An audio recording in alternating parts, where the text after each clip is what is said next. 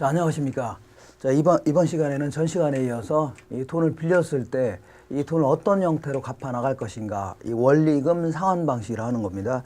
이때 이 원리금 상환 방식은 거의 해마다 물어보는데, 뭘 물어보냐면 원금 균등 상환과 원리금 균등 상환, 그 다음 세 번째는요 체증식 상환, 요 세 가지를 거의 비교해 가면서 물어보는 게 굉장히 자주 물어봅니다. 해마다 물어본다고 생각하시면 됩니다.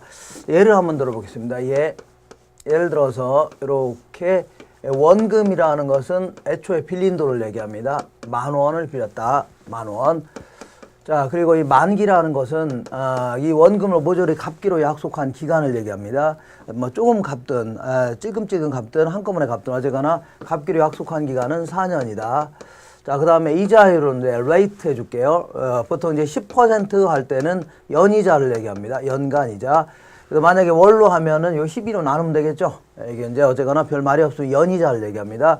그 다음에 원금이자는 언제 갚냐면 매년 말에 지급한다고 가정해 볼게요. 매년 말에 지급한다. 자, 그럼 요 세 놈은 거의 해마다 물어봅니다. 해마다. 맨 먼저 원금 균등 상환 저당이다. 자, 얘는 그야말로 원금을 매기 똑같이 갚아 나가라, 그 얘기하는 거고, 그 다음에 얘는요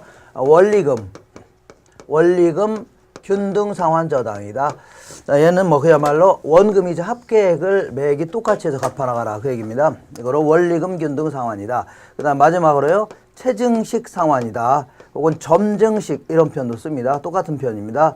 점증식이다. 자, 점증식 상환 방식이다. 이거는 뭔가를 계속 늘려나가는, 점점 늘려나가는 식으로 갚아나가라 하는 거를 점증식 혹은 체증식이다, 이렇게 얘기합니다. 점증식 혹은 체증식이다. 자, 그러면 이걸 이제 그림의 형태를 좀 알아보겠습니다. 이 그림이 머릿속에 좀 들어와야 됩니다. 나중에 1년, 2년, 3년, 4년 매년 말에 갚는다 가정했을 때 10,000원을 빌렸다.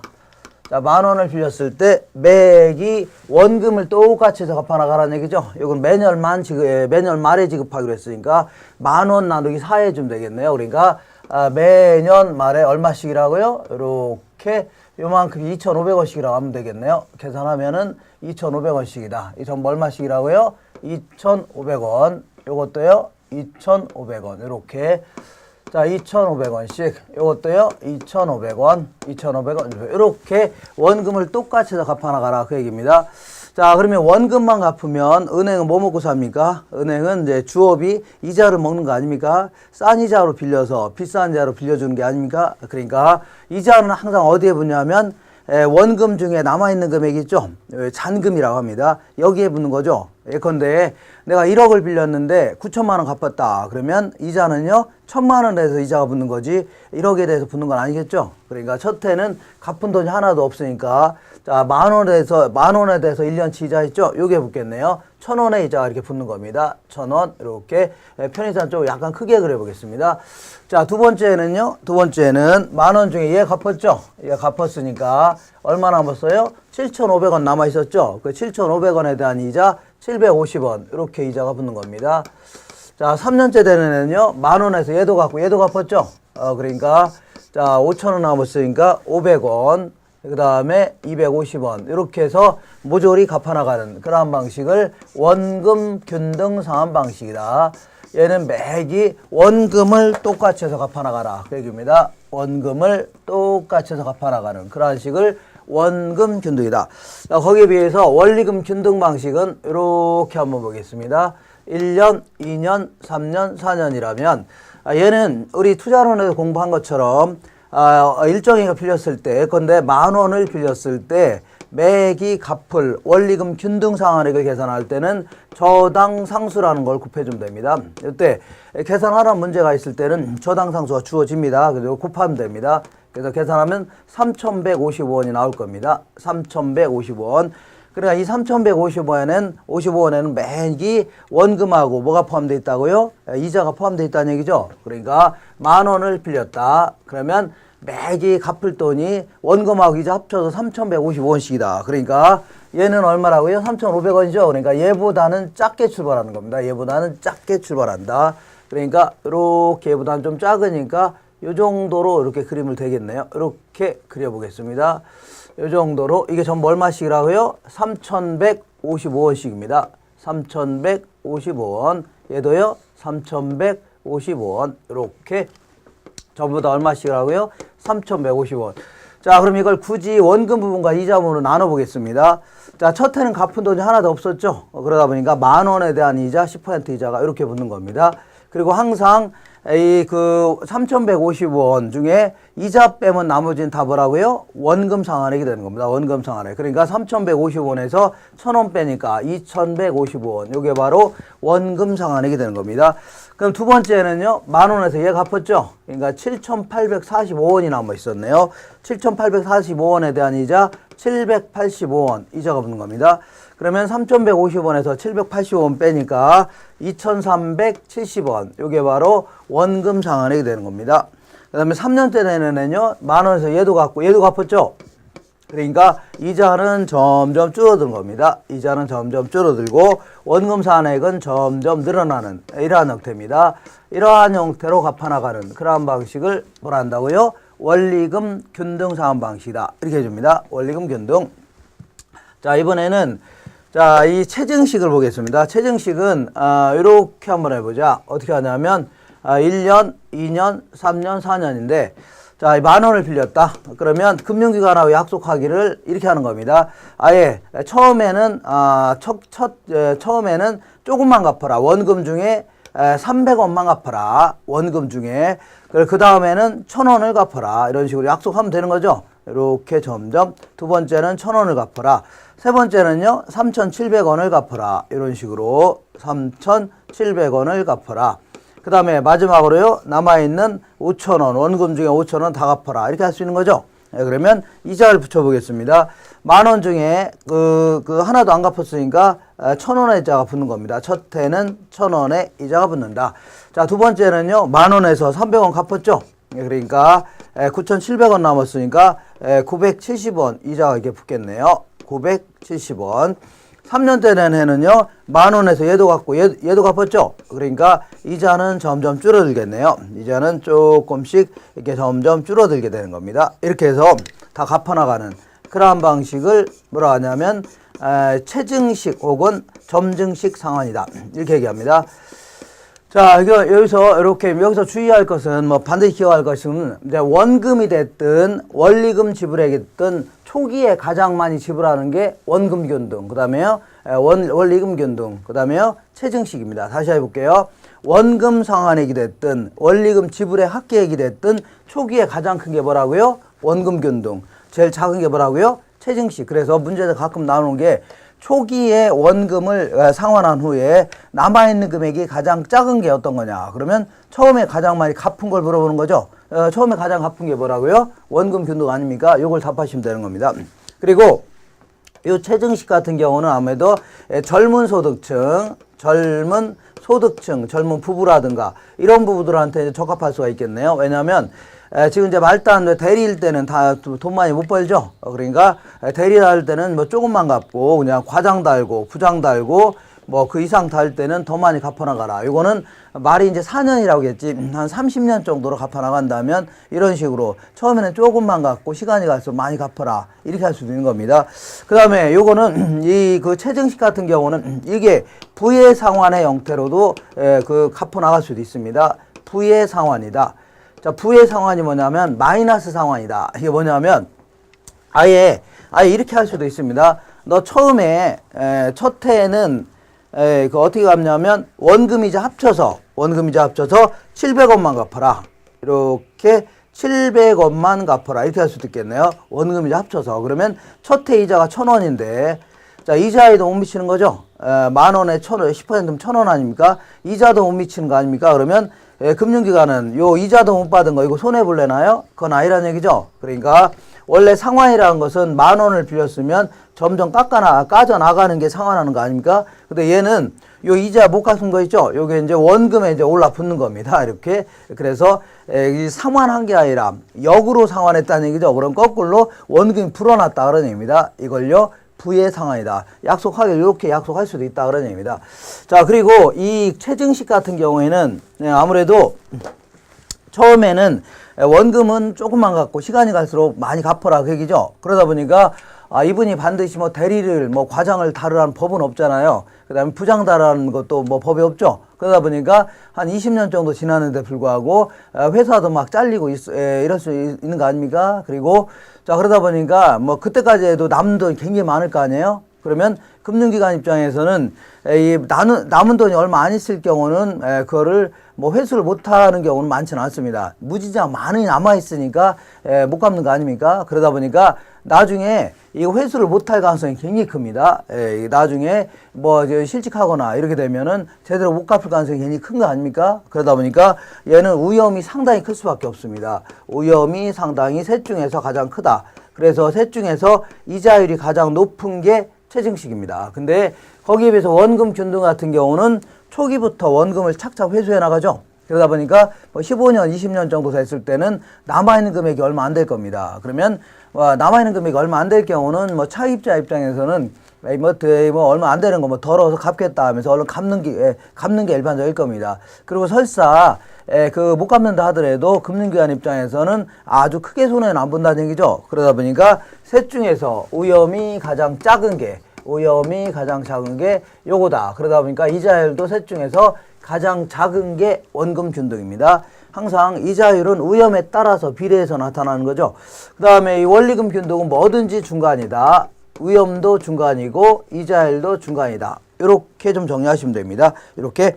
그리고 예전에 이제 한두 번 뭐 그림의 형태로 좀 물어본 적이 있었는데, 그림 형태는 원금 균등 같은 경우는 어떻게 그림을 그린 겁니까? 이렇게 이제 그림을 그린다면, 요게 이제 원금 상환액은 매년 똑같죠? 매년 똑같으니까 이렇게 되면 되겠네요. 이게 원금 상환액이 되는 거고, 이자는 처음에는 많았다 점점 줄어들 수 있는 거죠. 그래서 이러한 형태로 이자를 그리면 되겠네요. 뭐 어떤 식으로 이렇게 그릴 수가 있다 그런 얘기입니다. 그 다음에 잔금액을 볼게요. 잔금 같은 경우는 처음에는 10,000원이었는데 2,500원 갚았으니까 7,500원 남았고, 두 번째는요 5,000원 남았고 2,500원 남았고 빵원 되는 거죠. 그러니까 잔금액은 비례적으로 이렇게 감소하는 겁니다. 잔금. 그 그림 자체가 이러한 형태로 그려집니다.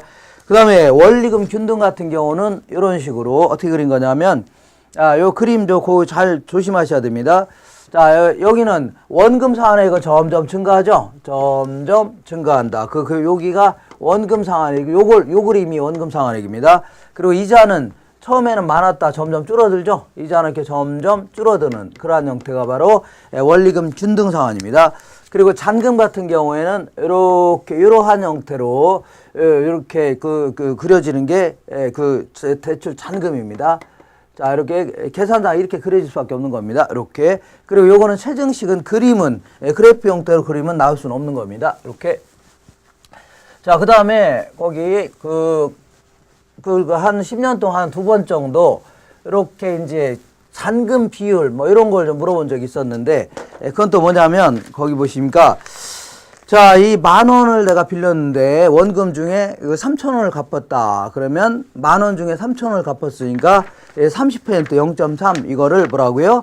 이거를 그 상환 비율이라는 겁니다. 그러면 10,000원 중에 7,000원 남아있죠. 1년 지났을 때 요거를 70% 이거를 잔금 비율 해주는 겁니다. 잔금 비율. 그러면 요걸 가지고 원리금 뭘 갖고 생각해도 한번 요걸 가지고 한번 생각해 볼게요. 요걸 가지고 한다면 상환 비율은 1년이 지났다고 쳐볼게요. 상환 비율은 어떻게 계산하면 됩니까? 원금 중에 10,000원 중에 얼마를 상환했다고요? 2,150원 상환했죠. 2,150원. 요 숫자가 좀 1,845원 돼 있는데 10,000원으로 좀 고쳐주세요. 자, 그럼 이거 계산하면 0.2155가 될 겁니다. 이게 바로 상환 비율이 되는 겁니다. 그럼 잔금 비율을 계산해 보겠습니다. 잔금 비율 같은 경우는 10,000원 중에 얼마 남아 있다고요? 1년이 지난 상태에서는 7,845원 남아 있죠. 7,845원 남았다. 그러면 0.7845, 그러니까 78.45가 남아 있다는 얘기죠. 그러면 이걸 이렇게 계산하면 되겠네요. 1 빼기 상환 비율에도 1 빼기 0.215에도 0.7845 나오죠. 똑같은 거 아닙니까? 이게 잔금 비율이 된 겁니다. 자, 근데 이 잔금 비율이 이렇게 계산할 수도 있습니다. 어떻게 계산하냐면, 자, 볼게요. 뭐냐면, 요 그림은 이제 대충 이해가 되니까, 자, 요걸 이렇게 지우겠습니다. 어쨌거나 10,000원을 빌렸을 때 매기 갚을 원금이자 합계액은 얼마씩이라고요? 3,155원씩. 여기도 얼마요? 3,155원, 3,150원, 3,155원인데 자, 여기에는 뭐가 포함되어 있다고요? 이자가 포함되어 있는 거죠. 그래서 이자를 쏙 빼낸 게 원금이 되겠네요. 그럼 이렇게 계산은 되겠네요. 잔금 비율은 이 잔금 비율을 얘기하는 겁니다. 3,155원 곱하기 연금의 현가계수. 자, 기간은 4년짜리죠. 그러니까 대출 전 기간 동안의 연금의 현가계수. 이렇게 하면은 10,000원이 나옵니다. 1년이 지났다고 쳐볼게요. 1년이 지나면 요거는 갚았죠. 1년 지난 상태에서는 요 시점이니까 요 금액에는 뭐가 포함되어 있다고요? 이자가 포함되어 있는 거 아닙니까? 그래서 이자를 쏙 빼내면 요 시점에 잔금액이 나오네요. 그래서 3,155원 곱하기 연금의 현가계수. 여기 남아있는 기간은 몇 년이라고요? 3년짜리 있죠? 이렇게 계산해도 잔금 비율이 나올 수가 있는 겁니다. 이때 얘와 얘는 약분이 가능하니까 그러면 대출 전 기간 동안의 연금의 현가계수분에 남아있는 기간 동안의 연금의 현가계수 요것만 가지고도 계산할 수가 있겠네요. 여기 한 2번 정도 물어봤기 때문에 그 약간 좀 어렵지만 이렇게 한번 정리하시고서 시험장에 가시는 게 좋을 듯 합니다. 그 다음에 나머지 잡다한 상환 방식이 있는데 물론 잡다한 거지만 사실은 많이 써먹는 그런 형태입니다. 현실 경제에서. 뭐가 있냐면 부분원리금 상환 방식이라는 게 있고 그 다음에 이자 매월 상환 저당 이런 게 있는데 간단히 좀 알아볼게요. 자, 요거는 우리 요거는 보통 정부 지원 저당이다 해서 이러한 형태는 보통 모기지론이라든가 금융공사에서 취급하는 그러한 형태는 다 이러한 형태로 빌려줍니다. 기간도 상당히 길고 근데 은행에서 일반 대출 같은 거 할 때는 부분원리금 상환 방식이라든가 이자 매월 상환 저당 이런 형태로 정부 지원이 없는 그런 형태는 대부분 만기가 좀 짧고 그 다음에 이렇게 이자 매월 상환 저당이라든가 부분원리금 상환 방식 이것도 많이 적용하고 있습니다. 이런 형태도 뭐냐면 자, 먼저 부분원리금 상환 방식은 이렇게 하는 겁니다. 자, 먼저 이 기간은 일반적으로 좀 짧습니다. 1년, 2년, 3년, 4년, 5년이라면 자, 부분원리금 상환 방식으로 1억을 빌렸을 때 예를 들어 3,000만 원은 만기까지 매기 이자만 갚아라. 매월 이자만 갚으라는 얘기죠. 그럼 만기가 지나면 남는 게 하나도 없겠네요. 그 다음에 나머지 7,000만 원은 원금하고 이자를 같이 갚아나가라. 그러니까 어떤 형태든 원리금 균등이 됐든 원금 균등이 됐든 같이 갚아나가라는 얘기죠. 그러면 5년이 지나면 아직까지도 7,000만 원이 남아있네요. 7,000만 원. 자, 요걸 뭐라 하냐면 만기에 갚을 돈이 굉장히 큰 거를 뭐라 하냐면 풍선저당이다. 이렇게도 표현합니다. 풍선저당. 그래서 이러한 형태로 갚아나가는 걸 뭐라 한다고요? 부분원리금 상환 방식이다 해주는 거고 그 다음에 이자 매월 상환 방식은 말에서 그대로 나온 것처럼 이자만 만기까지 매월 이자만 갚는 겁니다. 이자만 예를 들어 한 42만 원이면 42만 원씩 계속 이자만 갚다가 5년이 지났다. 그러면 5년 지나면 1억 그대로 남아있는 거죠. 이거 그럼 1억 그대로 남아있을 때 이거 어떻게 갚아야 되는데 1억을 어떻게 갚습니까? 갚기 힘들죠. 그러니까 갚는 방법은 집을 팔아서 갚든가 아니면 그냥 배째라 그렇게 나온다면 금융기관 입장에서는 이렇게 전화가 올 겁니다. 그래서 그 만기를 연장해 준다든가 아니면 이도저도 안 되면 당장 갚으라 이렇게 나오든가 그래도 못 갚으면 경매 처분하든가 이렇게 나올 겁니다. 어떤 형태로든 조치를 취하겠죠. 이때 보통 연장하게 되면 연장 수수료 같은 것도 많이 부과합니다. 이렇게 좀 알고 계시고 그 다음에 저당의 변형이다 해서 지분 참여 저당이다. 지분 참여는 약간의 지분의 형태로도 참여하는 그러한 형태의 저당을 지분 참여 저당이다. 이렇게 얘기합니다. 예를 들어서 거기 여기는 두 가지가 있는데 분할 지분 저당 아니면 분할 증분 저당이 있는데 분할 지분 저당은 수익성 부동산 다시 말하면 상가 같은 게 딱 적합한데 여기다 돈을 빌려주겠다. 그 대신 우리는 이자율은 좀 낮게 책정하겠다. 이자는 싸게 책정하겠는데 다만 니네들 나중에 장사가 잘 돼서 처음에 계산한 조소득에서 이게 초과한다면 조소득 초과분에 대해서 일정한 비율을 우리한테 달라 이렇게 할 수 있는 거죠. 예, 이렇게 하는 걸 뭐라고요? 예, 그 분할 지분 저당이다. 그러면 장사 잘 되면 은행도 더 많은 돈을 가져가는 거고, 장사 안 되면요, 예, 뭐 조금밖에 못 가져가겠네요. 이런 형태, 약간의 지분의 형태로 참여하는 겁니다. 그 다음에 거기 보시니까 분할 증분 저당이라고 하는데, 이거는 주거용 아파트 같은 게 적합한데, 이것도 마찬가지로 이자율은 좀 낮게 책정하겠다. 처음에. 그 대신 네가 나중에 이 부동산을 처분하거나 아니면 그 나중에 돈을 갚을 때, 그때 주택 가치가 굉장히 올랐다. 그러면 가치 증가분이 있다면 가치가 증가된 부분에 대해서 일정한 금액을 나한테 달라. 이렇게 할 수 있죠. 그러다 보니까 가치가 크게 증가했을 때는 은행도 많이 가져갈 수 있는 거고, 가치가 거의 증가 안 했다. 그러면 이거 못 받을 수밖에 없네요. 약간의 지분의 형태로 참여하는 그러한 형태를 거의 지분 참여 저당이다. 이렇게 얘기합니다. 그 다음에 포괄 저당이다. 뭐 이런 게 있는데, 은행하고 이제 포괄 근저당권 설정 계약을 하게 되면, 예를 들어서 이 부동산에 대해서 뭐라냐면, 여기서 이제 국민은행이 자, 이 4천만 원을 여기서 국민은행으로부터 4천만 원을 빌렸다고 쳐볼게요. 담보대출을 받았고, 그 다음에 저축은행으로부터 추가 담보대출을 2천만 원 받았다고 쳐볼게요. 2천만 원.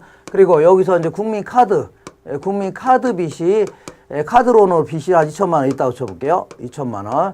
자, 그러면 요게 만약에 경매로 들어갔을 때는 요게 이제 1순위가 되는 거고, 요게 2순위, 요게 이제 담보대출이기 때문에 요게 먼저 우선해서 배당해 줍니다. 그리고 여기는 3순위가 되는데, 만약에 포괄 근저당권 설정 계약을 하게 되면 여기 같은 뭐 계열사라든가 같은 그 취급 점포에서 취급하는 은행이라든가 이런 데서 돈을 빌려준 형태는 담보대출에도 뭐 신용대출 같은 거 있는 거 있죠. 그런 것들도 채권 최고액 범위 내에서는 여기에 집어넣을 수가 있습니다. 포괄 근저당권 설정 계약을 한다면, 예를 들어서 그 포괄 근저당권은 뭐 그 근저당권 채권 최고액을 7천만 원 설정했다. 그러면 요것도 다 어디 들어간다고요? 여기로 다 들어가는 겁니다. 그래서 이게 1순위가 되는 겁니다. 그러면 얘는 자칫 못 받을지도 모르겠죠.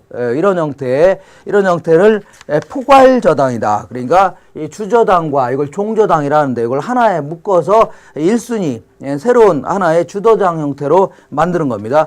이거는 이제 그 대출자 입장에서는 위험이 상당히 줄어드니까 이자율도 좀 낮을 수밖에 없죠. 그러면 차입자 입장에서 유리한 거고, 그다음에 대출자는 이런 것 때문에 나도 못 받을지 모르는데 요거를 그 후순위 저당 문제를 해결할 수 있는 그런 장점도 있다 그런 얘기입니다. 이렇게 해서 이 정도 정리하시고 그 확인 예제를 보겠습니다.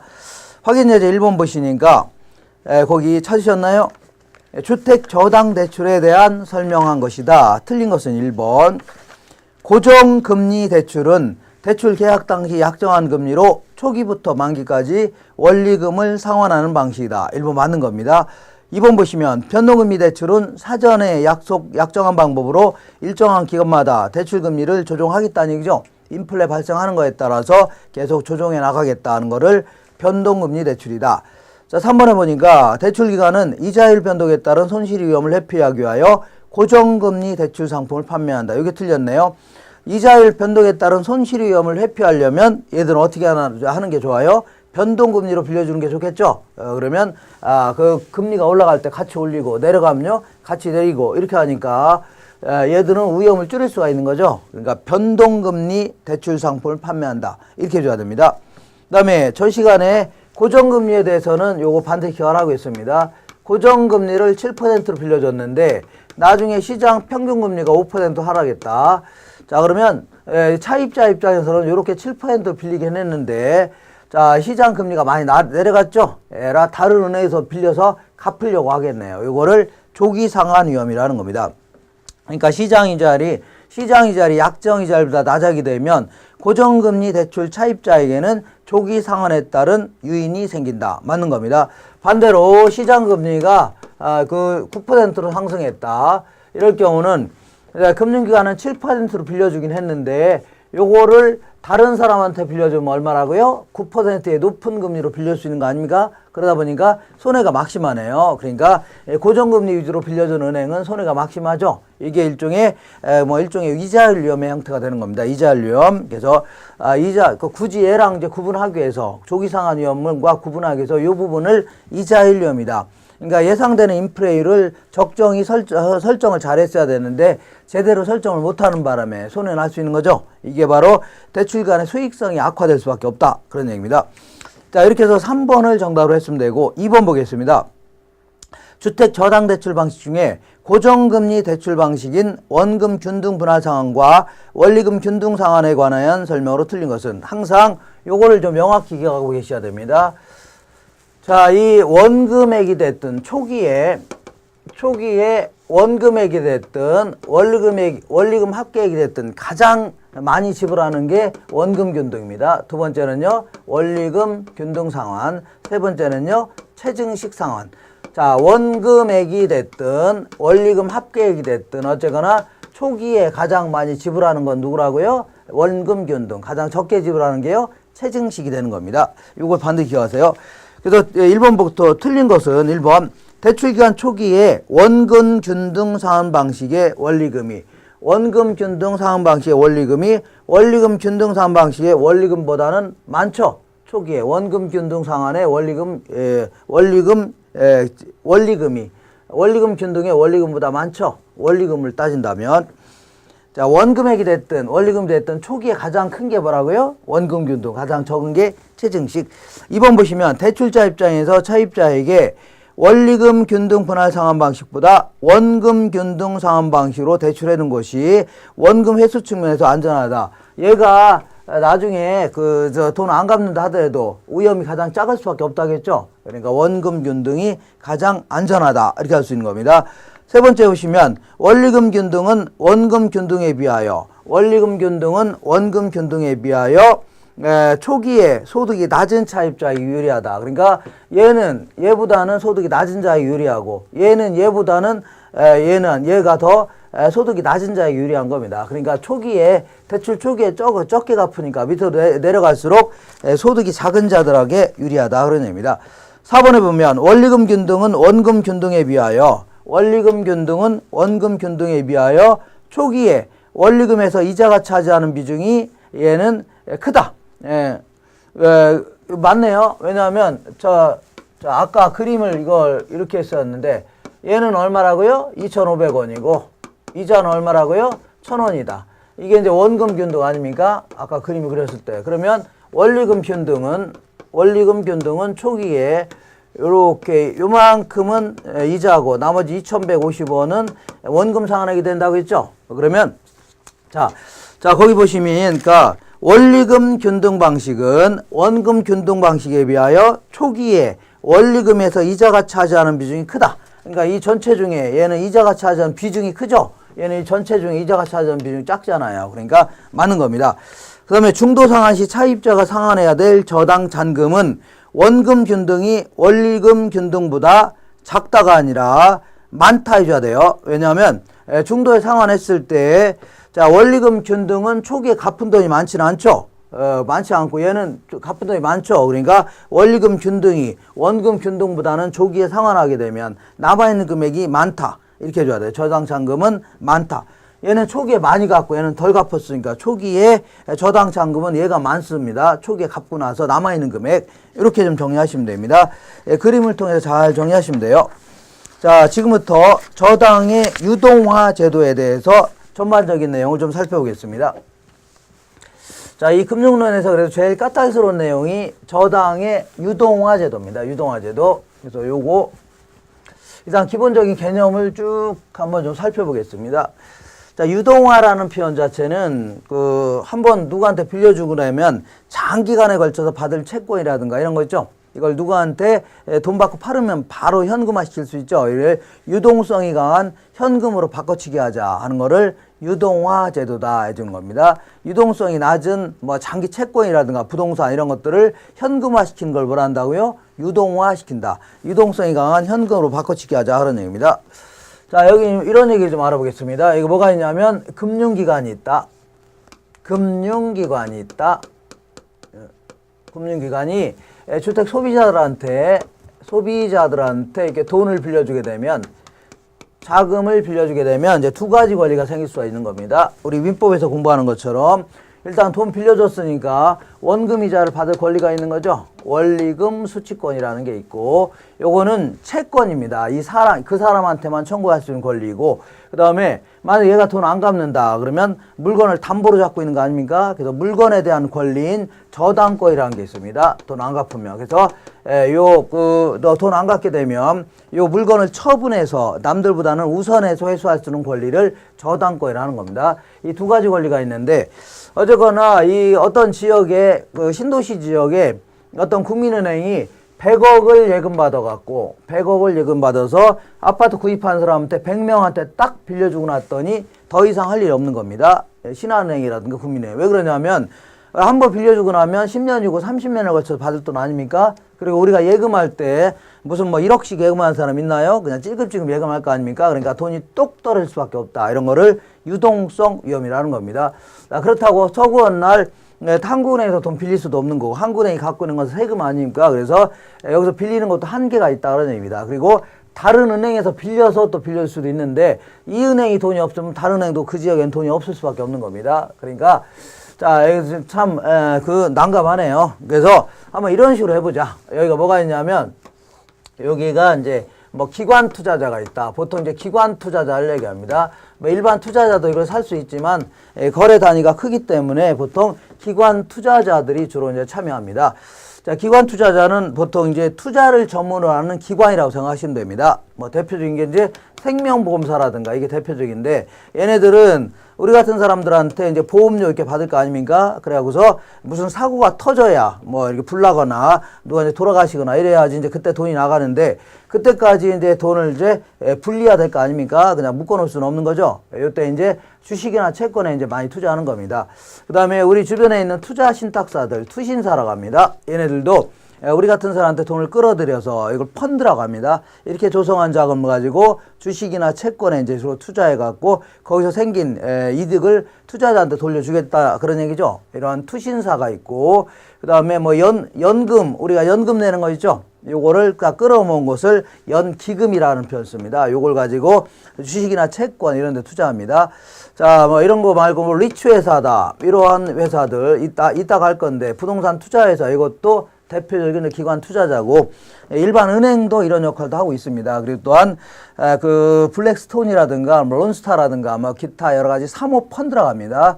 몇몇 대규모 어떤 재벌 돈의 집단들이 이제 돈을 끌어 모아 갖고서 주로 이제 전 세계에 뭐 뭐 망하기 직전의 회사라든가 아니면 뭐 주식이나 채권 이런 데 투자를 전문으로 하는 그런 사모펀드들이 있습니다. 그런 것들도 일종의 답을 이 기관의 성격의 투자자다 이렇게 할 수 있겠네요. 어쨌거나 얘네들은 투자를 전문으로 하는 기관입니다. 그래서 무조건 주식이나 채권에만 투자해라 그건 아닙니다. 어쨌거나 돈 될 만한 데는 다 투자할 수 있다 이렇게 생각하시면서, 어쨌거나 얘들은 자금에 여유가 있는 집단입니다. 그래서 좋은 투자처만 있으면 투자하려고 할 거 아닙니까? 그래서 얘들한테 이걸 팔아보는 겁니다. 원리금 수취권과 저당권을 팔아보자. 자, 그러면 뭐가 생긴다고요? 돈이 들어올 거 아니냐. 이 자금이 들어온다면 이 돈을 또 다른 소비자한테 또 빌려주는 겁니다. 그럼 또 뭐가 생겨요? 또 원리금 수권 저당권 생기죠? 그럼 또 파는 겁니다. 그럼 또 돈이 생기죠? 또 빌려주는 겁니다. 또 원리금 수권 저당권 생기죠? 그럼 또 파는 겁니다. 또 돈이 생길 거 아닙니까? 이러다 보면 한정된 자원으로 무수히 많은 사람한테 돈을 빌릴 수가 있다. 그런 얘기죠. 근데 이 기관 투자가 사주는 게 관건인데 뭐 전혀 안 사줬다는 얘기죠. 이걸 뭐하러 사냐 그런 얘기입니다. 왜 그러냐면 요거는 단기 대출이 아니라 장기 대출 아닙니까? 장기 대출 보통. 그렇기 때문에 결국 이런 얘기입니다. 내가 소비자한테 돈을 빌려주게 되면 원리금수권 저당권 생겼죠? 네, 그럼 요거를 그 기관 투자한테 그냥 다 돈 받고 팔아 넘겼다고 생각하시면 됩니다. 그러니까 기관 투자자가 담보대출 해준 걸로 하겠다 그런 얘기죠. 근데 나는 쏙 빠지겠다 그런 얘기입니다. 근데 완전히 빠질 수 없는 게 얘랑 얘는 모르는 관계 아닙니까? 그러니까 들어온 돈만 전달해 주겠다 그런 논리입니다. 기본적인 논리는. 근데 문제는 1억짜리 부동산을 구입한다길래 최대 7천만 원까지 빌려줬는데 나중에 이건 장기 대출 아닙니까? 그 담보 가치가 어떻게 될지 모르는 거죠. 그러니까 한 5년 뒤에 3년 뒤에 여기 장래익 시장 옆에 들어온다. 그렇죠? 그러다 보니까 그 집값이 막 폭락할 수 있겠네요. 그래도 그 돈을 잘 갚으면 상관없는데 엎친데 덮친 격으로 회사 잘릴 수 있죠. 그러면 뭐 경매로 처분할 수밖에 없네요. 경매 처분했더니 매각 대금이 3천만 원 들어왔다. 그럼 3천만 원 회수했겠죠. 그럼 3천만 원 넘겨주면 되는 겁니다. 얘는 그냥 들어온 돈만 넘겨주면 된다고 했잖아요. 그러면 이렇게 손해날치를 뭐하랍니까? 그래서 이건 뭐 거의 실속이 없었던 거고. 자, 그래서 지금부터 하는 제도는 전부 다 이제 IMF 때 IMF를 극복하기 위한 그때 나온 그러한 모든 제도들입니다. 제도들 이런 내용을 앞으로 쭉 공부할 건데, 자 IMF 이전까지만 해도 뭐 지금도 상당히 그렇지만 이때는 더 심했습니다. A라는 기업이 B라는 기업한테 물건을 팔았다. 그럴 때는 외상으로 팔았습니다. 외상. 근데 A라는 기업이 B라는 기업에 뭘로 팔았다고요? 외상으로 팔았는데 A가 야 너 뭐 믿고 외상으로 주냐 그랬더니 얘가 뭐예요? 어음 같은 거 써주겠답니다. 종이 쪼가리 같은 거. 그래서 돈을 그 외상으로 구입했다는 어떤 증빙이라고 생각하시면 됩니다. 일종의. 자, B는 C한테 이렇게 외상으로 팔고 또 어음을 받을 수 있는 거죠. 그 다음에 C는요, 대기업들한테, 대기업들, 그러니까 여기 정말 하청기업이라고 생각하시면 됩니다. 외상으로 물건 팔으면 받을 돈 있는 거죠. 이렇게 받을 돈이 있는데, 자, 문제는 97년 1월 달부터 한보철강이 무너지게 됐던 거 아닙니까? 그래서 한보철강이 무너지면서 거기에는 하청업체가 거의 6천 개가 넘어갔답니다. 그러니까 결국 줄줄이 막 부도날 수밖에 없네요. 그 이후에 혜태라든가 쌍방울, 한신공영, 뉴코아, 진도, 진로, 산미, 뭐 별이 별개 거기다가 기아자동차도 이거 하청업체가 5천 개가 넘어갔습니다. 그것도 줄줄이 막 부도나기 시작했던 거죠. 그러다 보니까 자, 얘가 이제 이게 망하니까 갚을 돈이 없으니까 얘 줄 돈이 없는 거죠. 얘도 얘한테 줄 돈이 없는 거 아닙니까? 얘는 또 얘한테 줄 돈도 없는 거죠. 그러니까 이걸 연쇄부도라는 겁니다. 그리고 기업들은 은행에서 이제 돈을 빌려갖고 생산활동하는데 문제는 얘들이 망하니까 회수도 회수 못하는 거죠. 그리고 은행은 뭐 땅 팔아서 돈을 빌려주는 게 아니라 우리 같은 소비의 주체인 보통 가게로부터 예금을 받아서 빌려주는 거 아닙니까? 근데 은행도 돈을 회수 못하니까 결국은 가게에 있는 은행 자금도 못 돌려줄 판이었다 그런 얘기죠. 그러니까 이 상태까지가 이제 국민 경제가 박살이 났다 이렇게 표현합니다. 미국의 경제 대공황이 여태 그 가게들의 어떤 예금자들의 돈도 못 돌려주는 그런 형태가 됐던 겁니다. 그래서 어쩔 수 없이 공적 자금이라든가 IMF로 빌린 돈 있죠. 그걸 투입해 갖고 제일은행이라든가 그 당시 부실의 극치를 달리던 제일은행, 그다음에 뭐 서울은행이라든가 그다음에 조흥은행, 그다음에 예전에 이제 한일은행, 상업은행이 합병되면서 한빛은행 이렇게 이제 바뀌었는데 어쨌든 그런 은행들의 돈을 좀 다 막아줬던 겁니다. 막아줘갖고 나중에 이제 그걸 다 이제 공적 자금 같은 거 투입했으니까 회수해야 되니까 그 제일은행 같은 경우는 뉴 브릿지라는 그러한 미국계 은행에다 팔았고 그 이후에는 또 다시 뭐 스탠다드 차타드라는 영국계 은행으로 파는 겁니다. 그 이후에. 그 다음에 그 서울은행은 하나은행에 매각했고, 조흥은행은요, 신한은행에 매각하고, 우리은행이 가장 부실의 극치를 달리는 은행입니다. 그러니까 거기는 뭐 거의 손을 못 댈 정도의 은행이라 그래서 여태까지도 못 팔았던 겁니다. 계속 정권이 바뀌면서 그 은행을 막 팔아갖고 어떻게 뭐 공약 같은 거 좀 해결하려고 했는데 계속 못 팔았던 겁니다. 아직도 가장 크게 정부의 금융공사에서 지분을 갖고 있는 은행이 우리은행이다. 이렇게 생각하시면 되겠네요. 어쨌거나 그 은행 자금을 이런 식으로 해결했고 그 다음에 다른 형태로 좀 해보자. 다른 형태로. 이거 뭐냐면 98년도에 자산 유동화에 관한 법률을 제정하면서 이 금융기관들 보고 SPC라는 특수목적회사, 보통 이제 특수목적회사, 스페셜 퍼포스 컴퍼니라고 하는데 대부분 페이퍼 컴퍼니를 운영합니다. 이게 어쨌거나 페이퍼 컴퍼니, 서류상의 회사로 운영하는 이유는 회계 처리를 별도로 하려고 한다 생각하시면 됩니다. 그래서 자산 유동화에 관한 법률에 따라서 금융기관들 보고 자산 유동화 전문회사라는 유동화 전문회사라는 걸 차리도록 한 겁니다. 일종의 서류상의 회사. 그래서 여기다가 기업이 갖고 있는 모든 돈 빌려줬으면 받을 채권들 있죠? 이런 걸 여기다 팔도록 한 겁니다. 채권들 있으면 무조건 팔으랍니다. 그리고 카드 회사 같은 경우는 카드론 같은 거, 이런 거, 카드 신용대출 해주고 나중에 받을 돈 있죠? 이런 거라든가, 현대카드 같은 경우는 자동차 대금 대신 내주고 받을 돈 있죠? 이런 자동차론, 그다음에 기타 뭐 각종 뭐 부동산도 상관없습니다. 그 돈 될 만한 모든 자산들은 여기다 팔도록 유도했던 겁니다. 근데 이 회사는 돈이 있어야 이거 사들인 거 아닙니까? 이 돈을 마련하기 위해서 이 기관 투자자들한테 자, 얘들한테 구입한 채권을 그대로 파는 게 아니라 이걸 증권화 시켜서 팔았던 겁니다. 증권화. 이게 바로 뭐냐면 ABS다 해갖고 ABS. 그래서 Asset Backed Securities 해갖고 이거를 자산담보증권이라는 겁니다. 그래서 이렇게 해서 일종의 유가증권의 형태로 발행했다는 얘기죠. 그럼 얘들이 이제 사준다면 이렇게 줄줄이 연쇄부도 같은 걸 순식간에 막을 수 있었던 거 아닙니까? 근데 문제는 이 대기업이 이제 망하게 되면 못 받는 거 아닙니까? 그래서 이거는 거의 이때만 해도 ABS 제도는 거의 실익이 없었습니다. 실속이 없었다는 얘기죠. 그래서 안 되겠다. 99년도에 코모코라는 회사를 설립했는데 지금은 명실공히 금융공사로 명칭이 바뀌었습니다. 금융공사. 자, 니네들 무조건 우리한테 원리금 수취권과 저당권을 팔아라. 그러면 우리가 돈을 내주마. 이렇게 나온 겁니다. 그러면 이 돈을 또 빌려줄 수 있는 거죠. 그럼 또 원리금수권 저당권 생기면 또 팔면 될 거 아닙니까?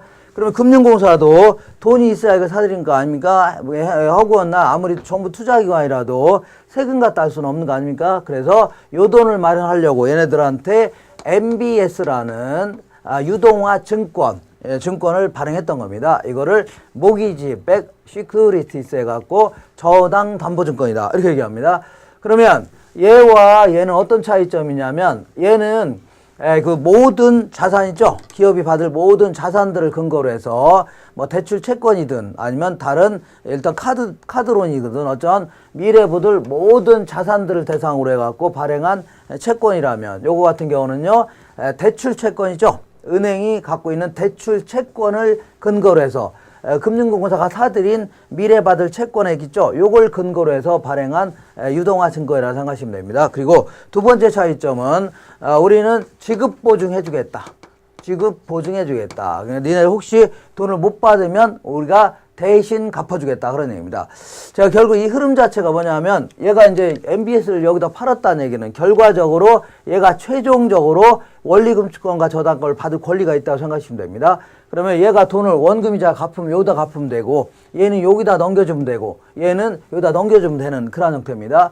알죠? 그러면 근데 문제는 그 7천만 원을 빌려줬는데 경매처분에서 3천만 원 들어왔다고 쳐볼게요. 그럼 3천만 원 넘겨주면 되죠? 얘도 3천만 원 넘겨주면 되는데 얘는 뭐 하겠다고요? 지급 보증해주겠다는 거 아닙니까? 그러면 얘는 3천만 원이 들어왔지만 애들한테 얼마 줘야 돼요? 7천만 원 다 줘야 되는 겁니다. 그러면 얘들 손해날 게 있다 없다고요? 없다 그런 얘기입니다. 그러다 보니까 이걸 막 사주기 시작했던 겁니다. 자금. 그래서 이 기관 투자자들이 갖고 있었던 돈들이 주택시장으로 빨려 들어가면서 그 당시에 주택 경기가 최악이었습니다. 건설 경기도 최악이었었고 주가는 500선이 무너졌고 그러다 보니까 일단 주택 경기만 해서 살려보자. 그래서 결국은 주택 경기가 살아나는데 매우 큰 역할을 했던 게 요 제도입니다. 요 제도. 그 다음에 요 제도가 끝나면 요것도 공부할 건데 이 대기업들이 갖고 있는 쓸데없는 그 본사 건물 같은 거 2천억, 5천억짜리 이거를 누군가가 사줄 수만 있다면 연쇄부도를 막을 수 있었던 거 아니냐. 자연스럽게 경제는 다시 살아날 수 있었다 그런 얘기죠. 근데 이 당시만 해도 자, 이 대기업들이 갖고 있는 부동산을 사줄 수 있는 기업들이 없었습니다. 왜냐하면 다들 힘들었기 때문에 사줄 수 있는 기업이 없었다는 얘기죠. 그래서 어쩔 수 없이 일반인들로부터 아니면 기관 투자자 이런 데부터 펀드를 조성해서 그러니까 돈을 투자자를 모집해 갖고 이 펀드를 조성해 갖고 요 돈 가지고 기업들이 갖고 있는 쓸데없는 부동산을 사주도록 유도했던 회사가 바로 부동산 투자회사 제도입니다. 그래서 요거는 다음 시간에 하기로 하고 지금은 이 유동화 제도에서 알아보는 겁니다. 자, 지금부터 이런 식으로 애초에 돈을 빌려주는 시장을 1차 저당 시장 이렇게 얘기합니다. 그 다음에 이 저당 채권이 유통되는 시장 이거를 2차 저당 시장 이렇게 얘기합니다. 자, 그래서 요 시장이 그 유동화에 결정적인 역할을 했던 시장이 바로 요 제도입니다. 그리고 주의할 게 저당의 유동화, 대출채권의 유동화, 저당권의 유동화 일단 다 똑같은 표현이라고 생각하시면 됩니다. 그 다음에 자 그러면 여기서 간단히 이러한 MBS를 발행했을 때 이러한 발행했을 때 어떠한 경제적 효과가 있나 좀 알아보겠습니다. 다른 것들은 이 틀만 잘 기억하시면 됩니다. 일단 우리나라에서는 순서를 좀 달리하는데 이거 좀 지우겠습니다. 자, 우리나라에서는 어쨌거나 금융기관이 돈을 빌려주면 원리금수권 저당권이 들어오는데 이걸 갖다 팔으면 돈 생기는 거죠. 근데 이제 우리나라는 순서를 좀 달리합니다. 순서를. 먼저 금융공사가 갖고 있는 돈을 먼저 시중은행한테 돈을 좀 줍니다. 그러면 시중은행이 그 돈 갖다가 돈 빌려주겠죠. 그러니까 요거를 그 금융공사 공급 보금자리로 내줍니다. 보금자리로. 얘는 대출 비율이 최대 70%고 만기는 10년에서 최대 30년까지입니다. 그리고 요거는 고정금리 제도다. 이런 게 가장 큰 특징이 있다. 어쨌거나 돈 빌려줬으니까 뭐가 생겼다고요? 원리금수권 저당권 생겼죠? 그러면 그 돈을 그 전에 돈 받았으니까 살짝 넘겨주면 되겠네요. 이런 식으로. 자, 이런 식으로 넘겨주면 되는 거 아닙니까? 그래서 어쨌거나 결과는 똑같은데 순서를 좀 달리합니다. 이런 형태로 운영하는데 어쨌거나 주택 소비자 입장에서는 MBS를 발행하게 되면 그 전에 돈을 못 빌리는 사람들도 돈을 쉽게 빌릴 수 있는 거죠. 왜냐하면 금융기관이 대출 여력이 확대되는 바람에 대출 받기가 쉬워졌고, 그 다음에 그 담보 금액의 최대 얼마까지요? 70%까지도 돈 빌릴 수 있으니까 소자본으로도 제1금융권에서 매우 싼 이자로 돈 빌릴 수 있는 그런 장점이 있습니다.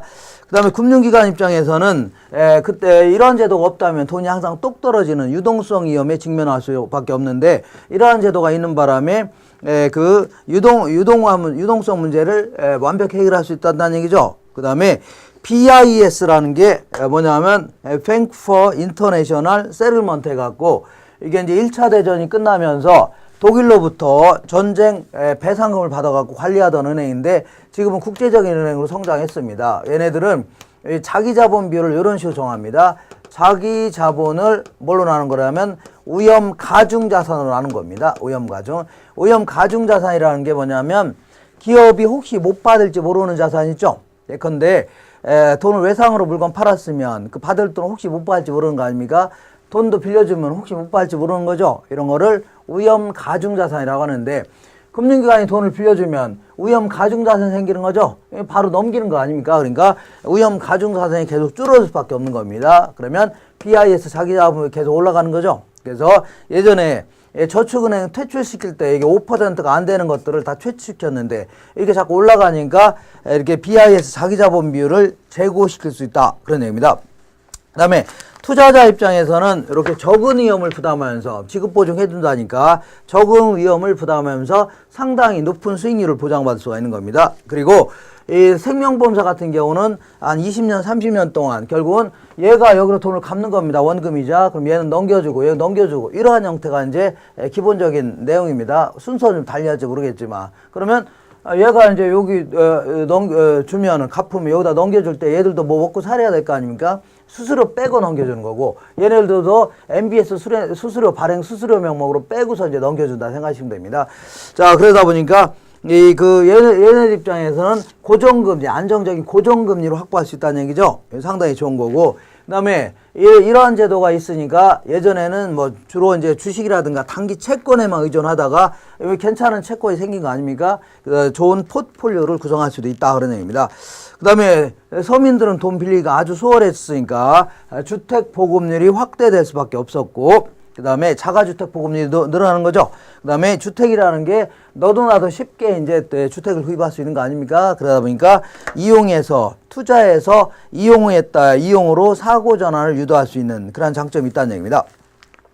거기 확인 예제를 보겠습니다. MBS 발행 효과에 대한 설명 중 틀린 것은, 자, 1번 보시니까 주택 소유자에게 안정적으로 장기 대출해 줄 가능성이 증가한다. 맞는 겁니다.